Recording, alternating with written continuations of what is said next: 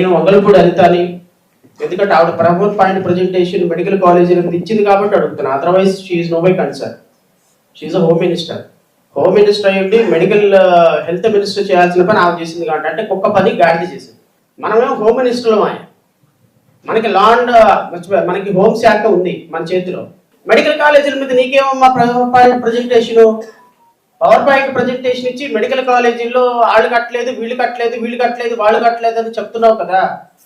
So దాని మీద మీరు ప్రజెంటేషన్ ఇచ్చారు కాబట్టి, నేను ఒక్క పని గాడిద చేసింది కాబట్టి ఆ గాడిదని అడుగుతున్నాను. నేను ఇవన్నీ వద్దు, నాకేం తెలియదు.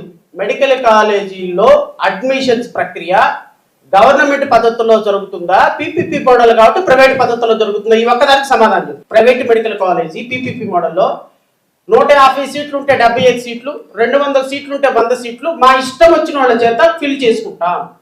నేను చెప్తున్నాను, రమారమి ఒక్కొక్క మెడికల్ కాలేజీ రమారమి 500 కోట్ల రూపాయలు కేవలం అడ్మిషన్స్ లో మాత్రమే విద్యార్థుల దగ్గర నుంచి కొల్లగొట్టాయి. వేలంపాట ఇంకంతే, ఆప్షన్. ఎవడు ఎక్కువ పడుకుంటాడో వాడిదే సీటు.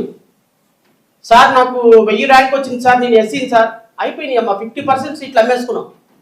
50%లో లేదు, మీరు 50% మాత్రమే ఫిల్ చేయాలి. ఇది మా ప్రైవేట్ మెడికల్ కాలేజ్, మేము పెట్టుబడి పెట్టాం. So no seat. డబ్బులు ఇచ్చిన వాడికే సీటు. ఈ క్లాసు మీరు రేపు పీపీపీ మోడల్లో ఒమిట్ చేశారా? ఈ పీపీపీ మోడల్లో ఈ క్లాస్ తోటి అడ్మిషన్స్ చేస్తారా? ఇది ఒక్కటి రాష్ట్ర ప్రభుత్వం క్లారిఫికేషన్ ఇవ్వండి సార్.